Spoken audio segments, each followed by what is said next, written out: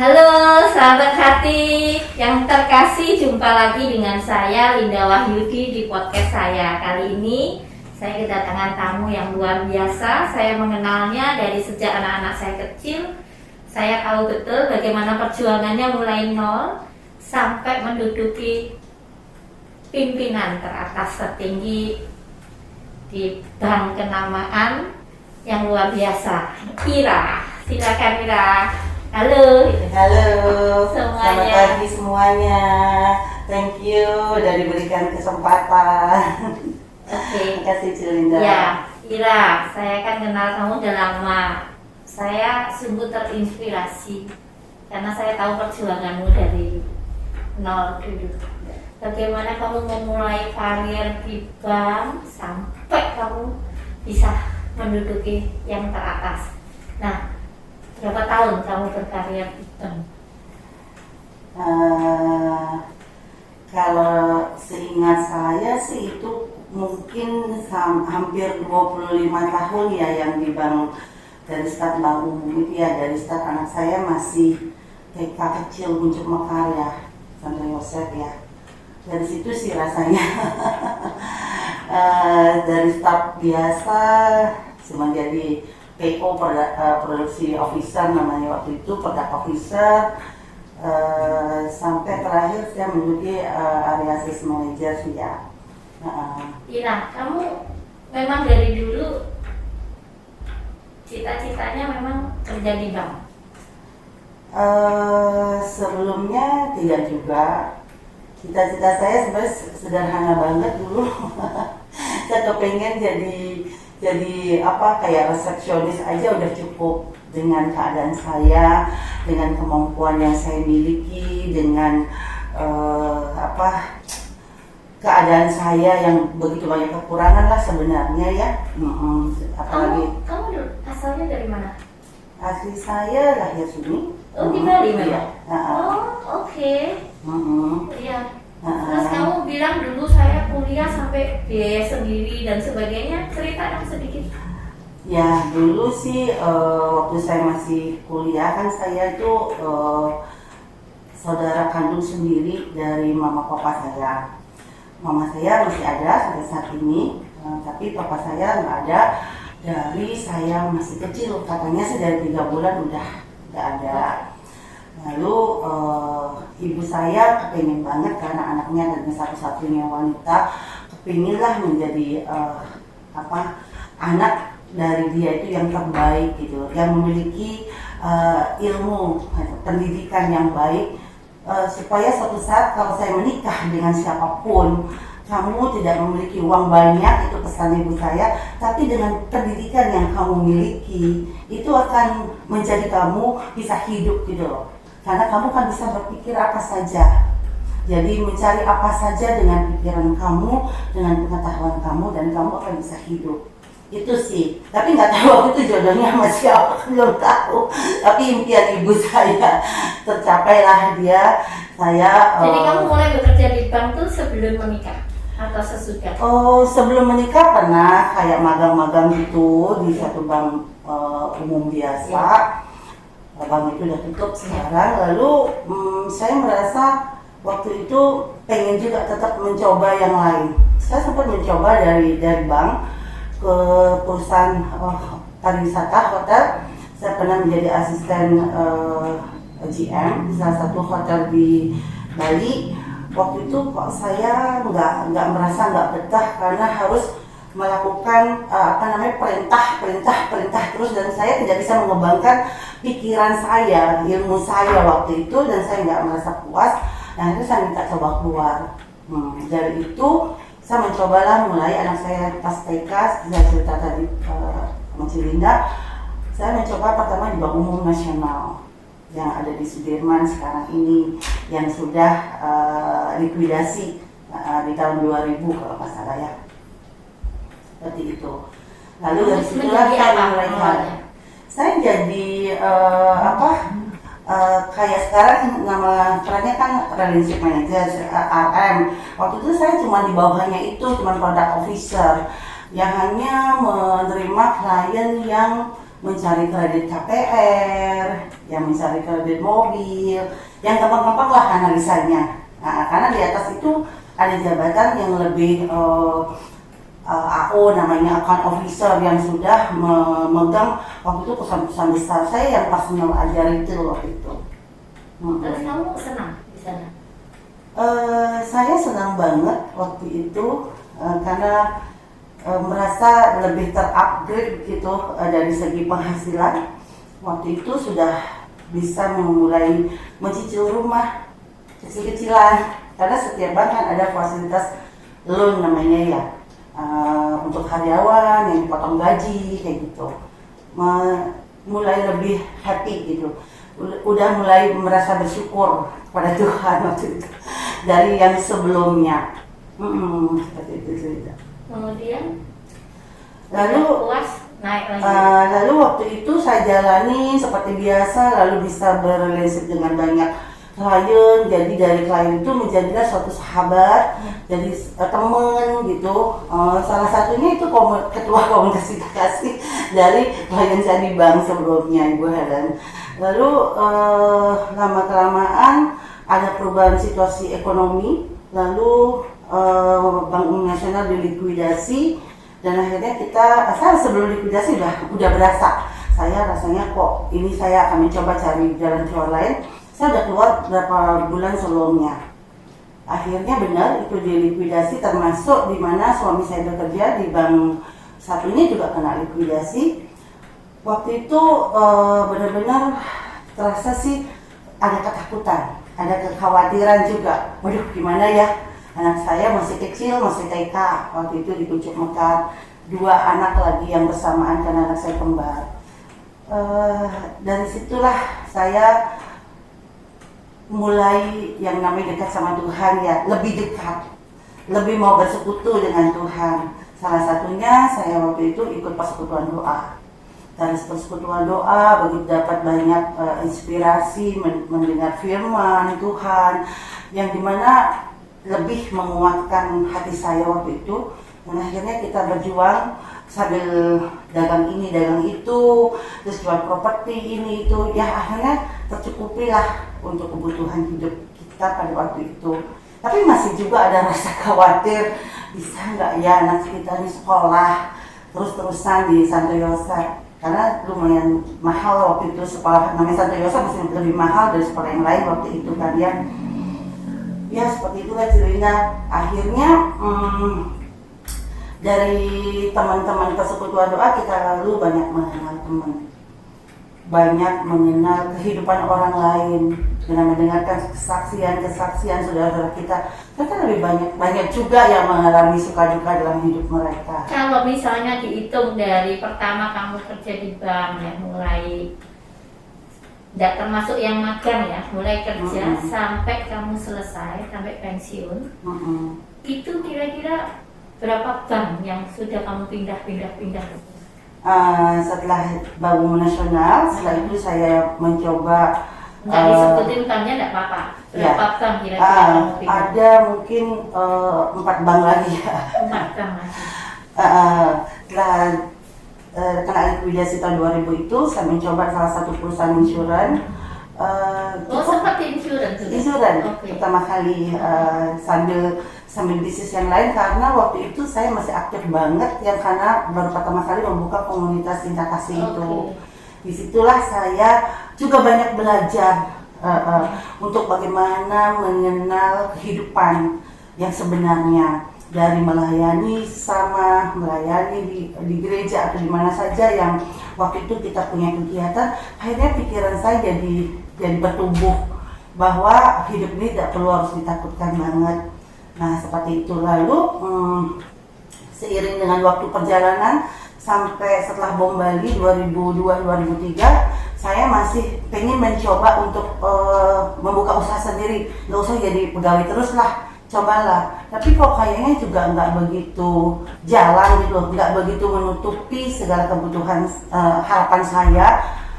Akhirnya waktu itu saya dapat tawaran, karena ada Citibank waktu itu buka di Bali. Akhirnya saya mencobalah dari 2004 itu bekerja di Citibank. Dan akhirnya saya diterima di situ dengan juga perasaan yang tidak tenang sebenarnya.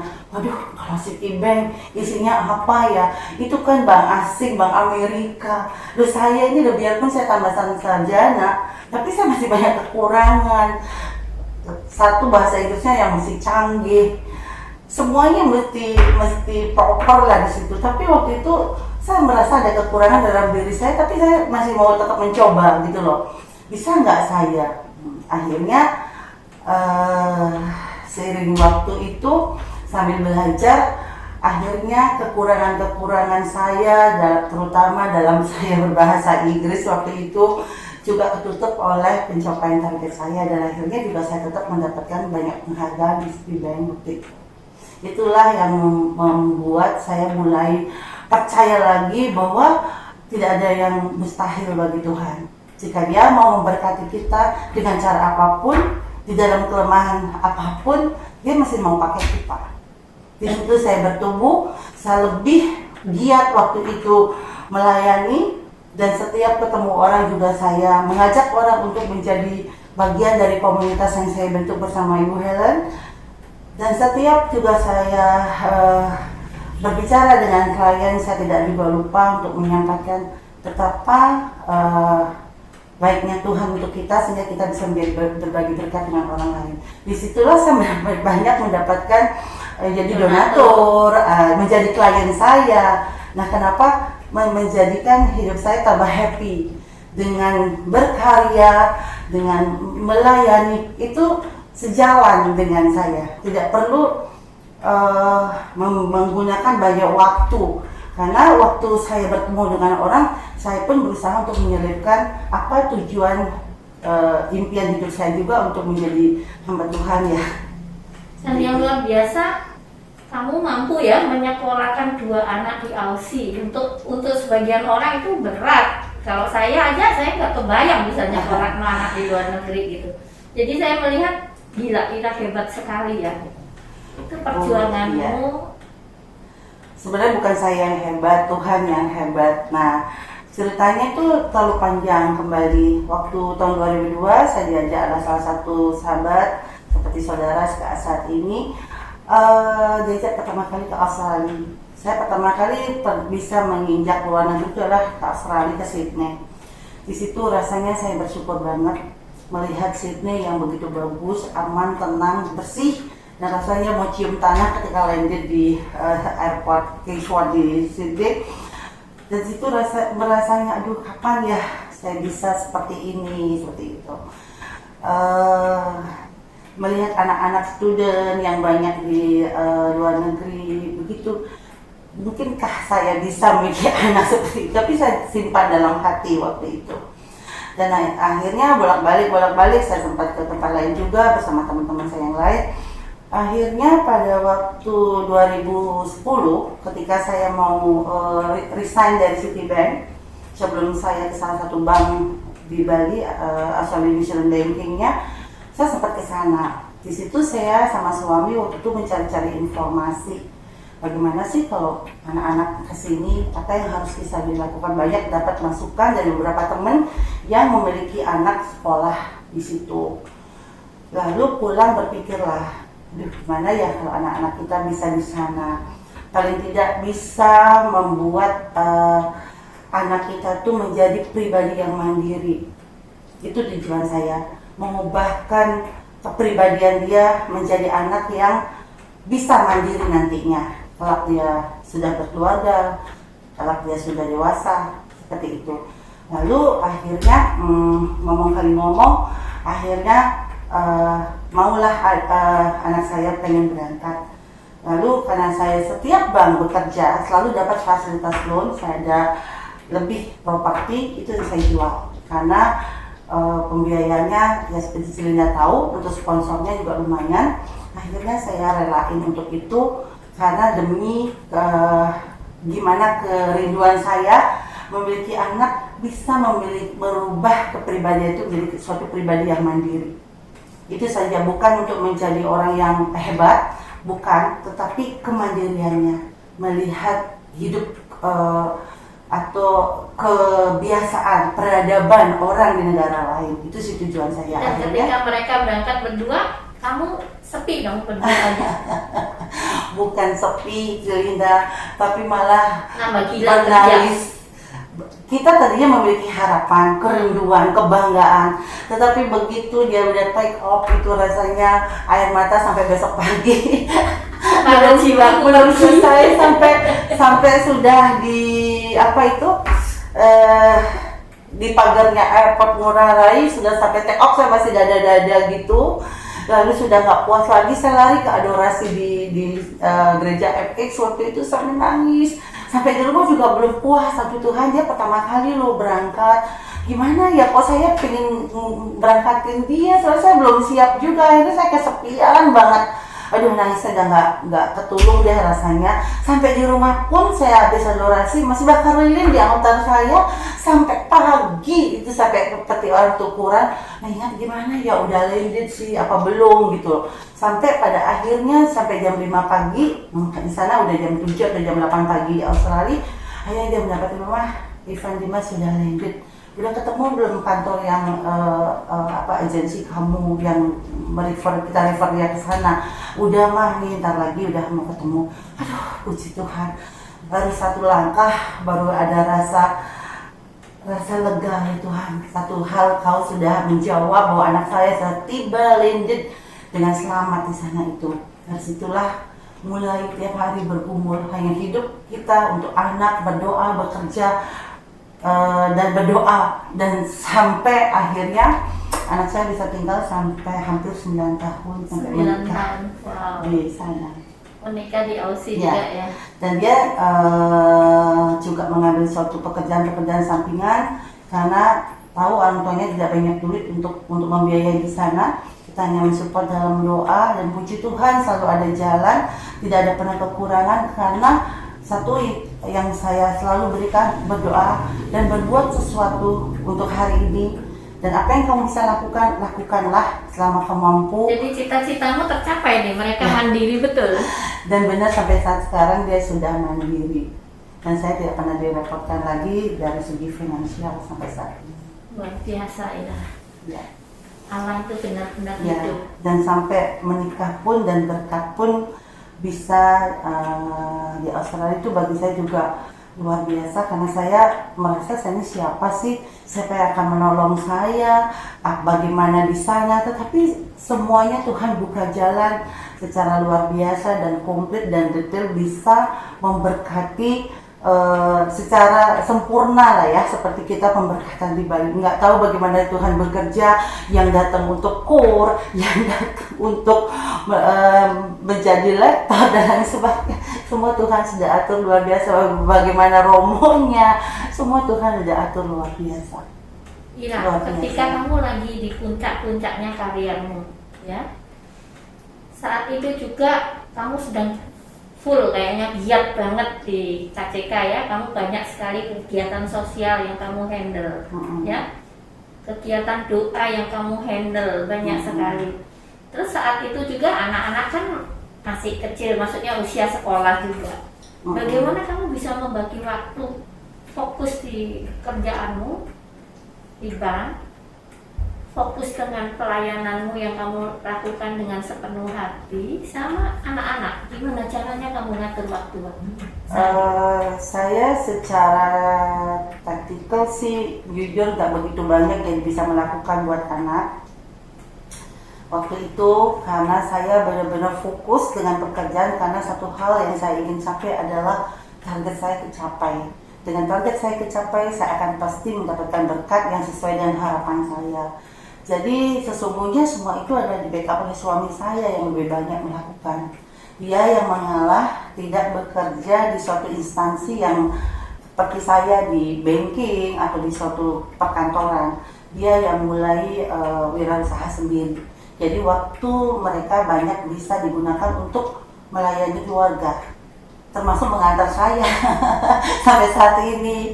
Jadi yang lebih banyak mengambil secara teknikal suami sebenarnya, tapi dia tidak kelihatan. Dia banyak mengurus untuk gimana mau les tadinya, bagaimana mau untuk keperluan di rumah, yang mengatur semuanya. Jadi tim yang solid ini ya ceritanya. Iya. Ya.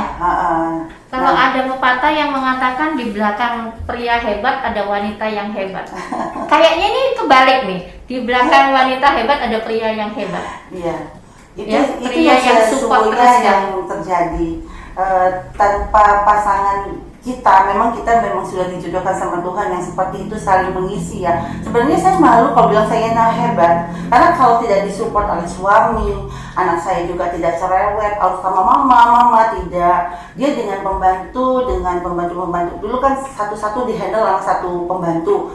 Jadi dia juga mau menerima gitu loh.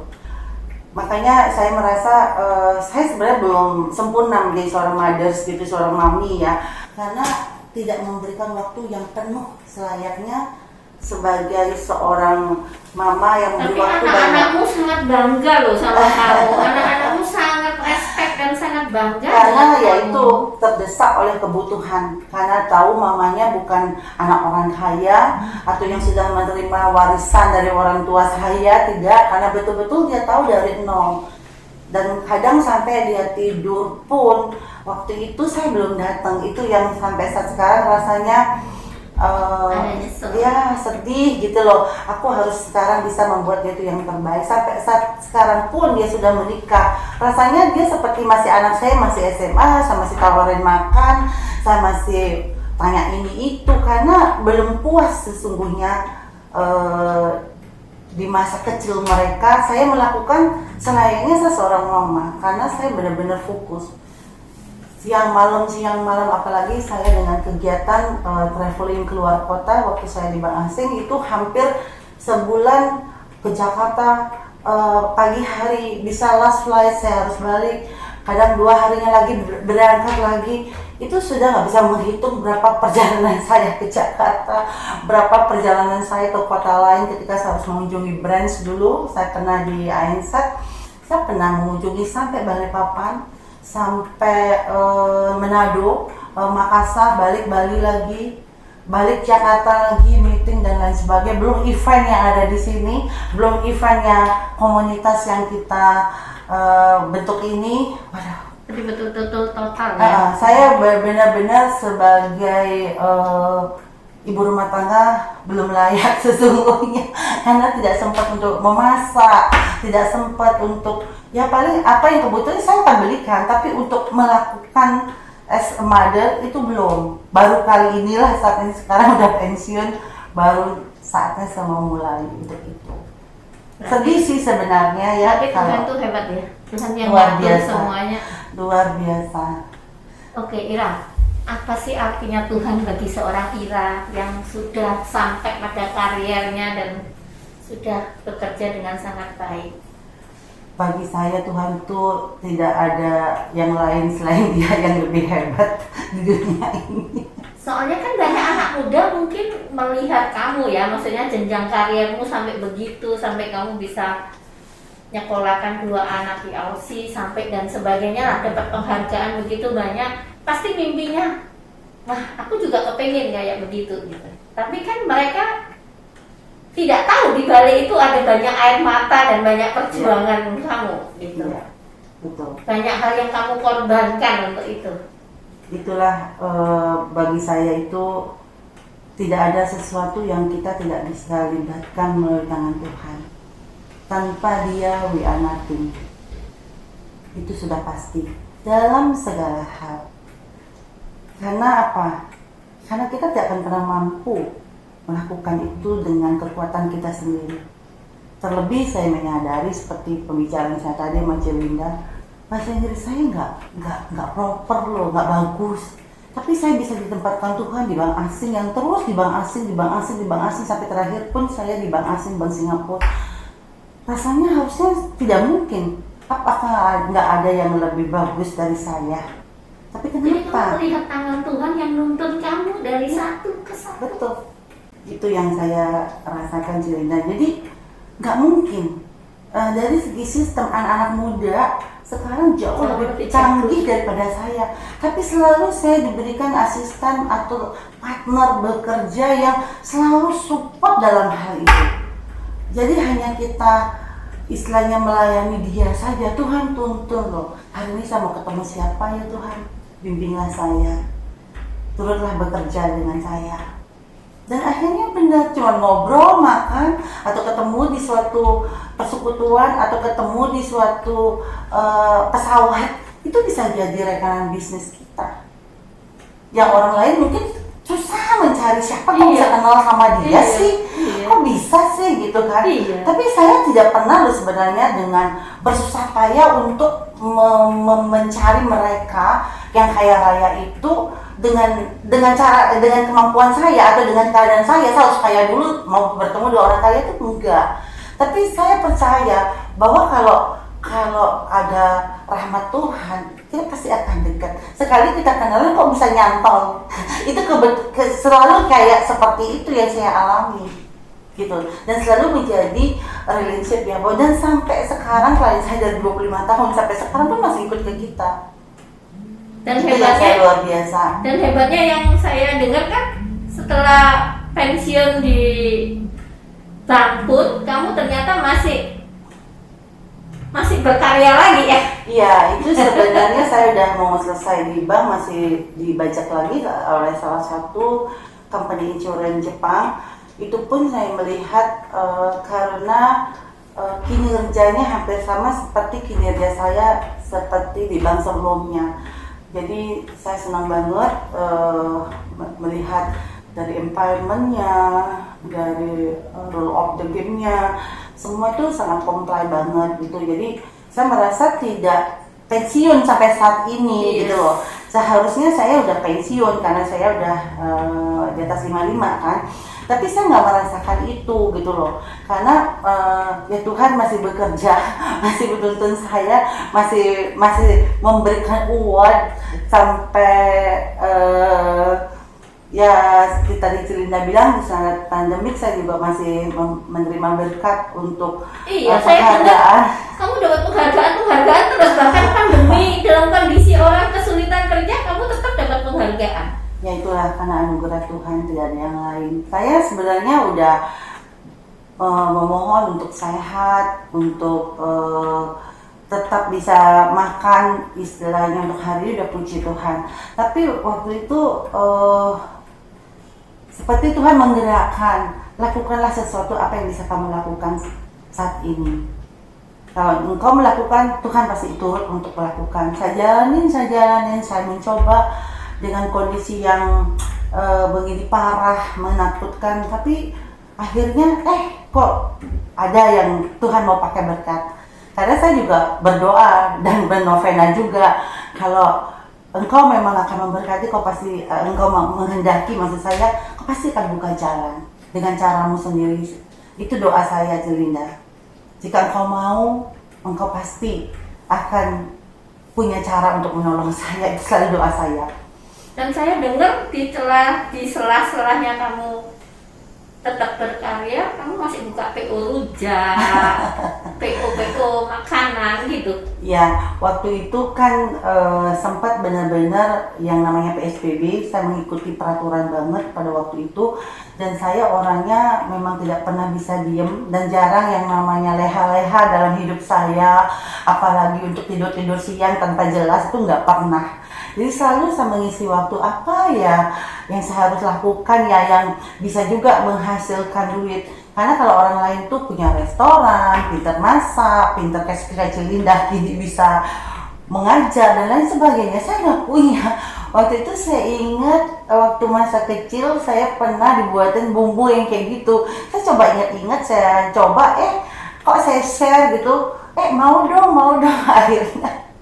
Daripada saya misalnya memberi atau orang minta terus, kan nggak mungkin, namanya temen pasti nggak tega kan. Akhirnya udah kamu PO aja.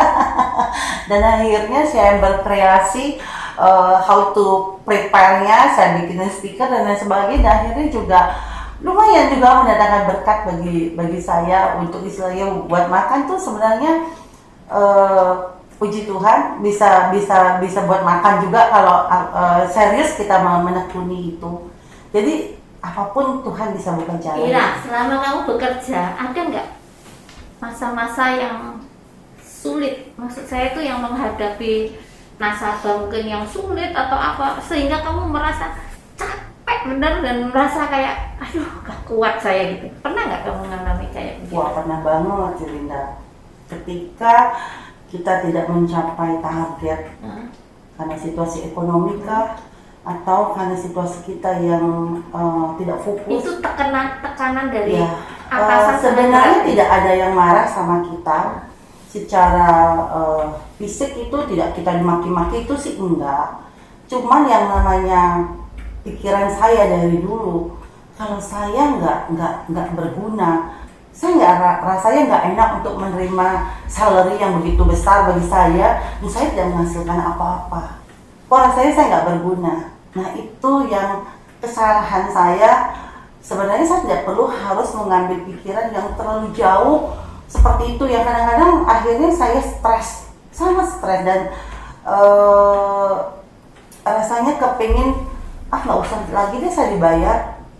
Nah, that's why kenapa saya waktu saya tidak misalnya mengalami pencapaian yang bagus, aku rasanya pengen keluar aja gitu loh. Nah, sayangnya ketika saya mau keluar dari satu bank, didengar oleh bank lain, saya udah langsung di-hire. Jadi saya nggak pernah ngelamar sesungguhnya ke bank lainnya selama ini.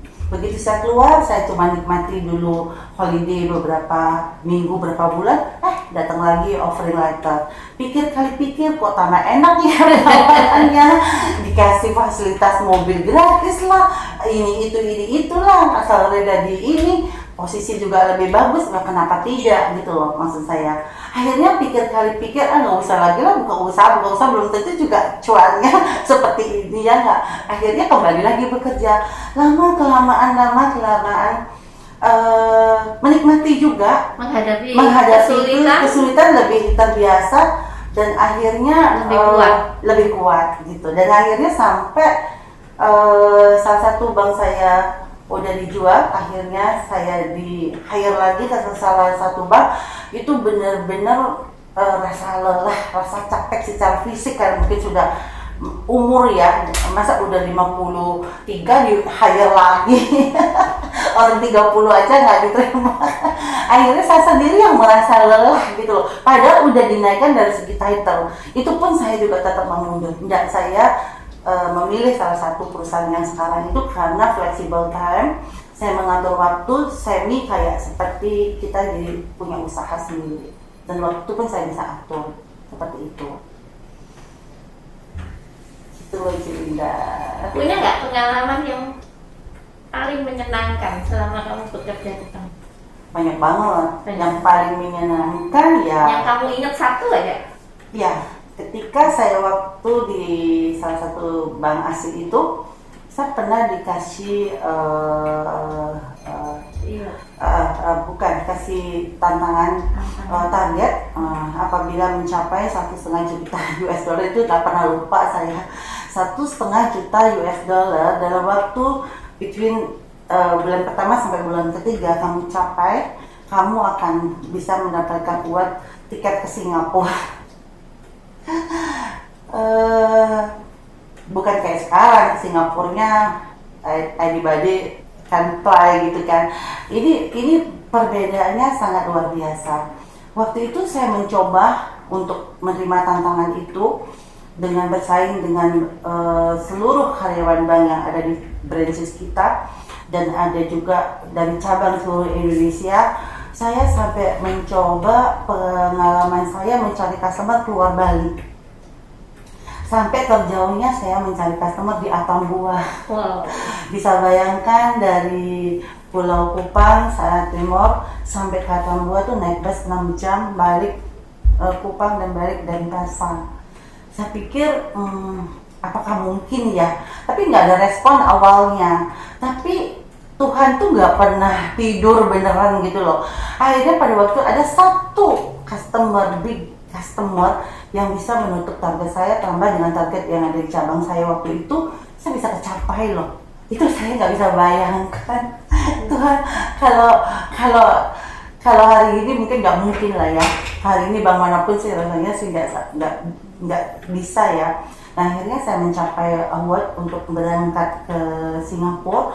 Bukan berangkat ke Singapurnya sih yang saya permasalahkan, tapi bagaimana mereka menghargai saya ketika kita sudah sampai di Singapura. Mereka benar-benar men-treat kita dari tempat penginapannya yang saya pernah alami yang luar biasa di Ritz-Carlton-nya Singapura. Dari semua fasilitasnya, dari lunch time-nya, dari dinner-nya, dari penghargaannya, itu yang saya pernah alami yang paling luar biasa pada waktu itu. Sampai kita makan siang pun, kita sampai disponsori oleh Moonblanc. Jadi karena kita adalah orang-orang yang akan bertemu dengan orang-orang kaya istilahnya, jadi semua dari kartu nama kita semua adalah branded. Kalkulator kita mereknya apa ya waktu itu ya, semuanya pokoknya branded lah.